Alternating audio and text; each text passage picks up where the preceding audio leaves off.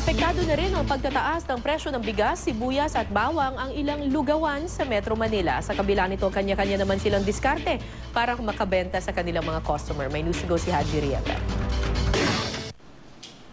Di may wasang mangangamba ni Patricia Bier sa posibleng maging epekto ng pagtaas ng presyo ng bigas sa kanyang lugawan. Sa kanyang tindahan sa balik-balik sa Quezon City, sinandoming ang gamit niyang bigas sa lugaw at goto para raw espesyal at masarap. 20 pesos ang presyo ng lugaw na maitlog habang 25 naman ang goto sa kanyang tindahan. At dahil 10 piso ang itinasa dating 36 pesos sa kilo ng sinandomeng, wala na raw siyang magagawa kundi remedyohan ang kanyang paninda nang hindi kailangang itaas ang presyo. Hindi naman po pwedeng itaas yan bigla-bigla eh. Marami po magre-reklamo customer doon. Ayun po. Ano lang, siguro kukontian na lang yung takal ng lugaw. Sa lugawan naman sa Sampaloc, Manila, apektado na rin ang pagtaas ng presyo ng bigas. Hindi rin daw sila maaring magtaas ng presyo ng tinda nila.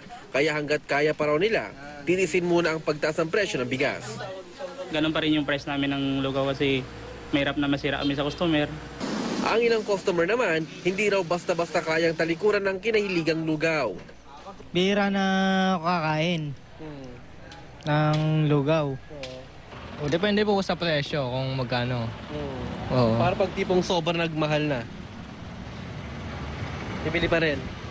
Oo.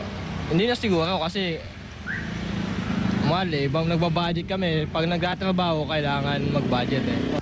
Maliban sa bigas, nagmahal na rin ang iba pang sangkap ng paboritong goto at lugaw. Ang pulang sibuyas, nagtaas ng 3 piso mula sa 35 pesos sa presyo kada kilo. Ang bawang naman, naglalaro sa 250 hanggang 280 pesos kada kilo mula sa dating presyo nito na 200 pesos. Sana wag na lang itaas kasi nga maraming maapektuhan. Mga hindi afford bumili ng mga bigas. Haji Rieta, GMA News.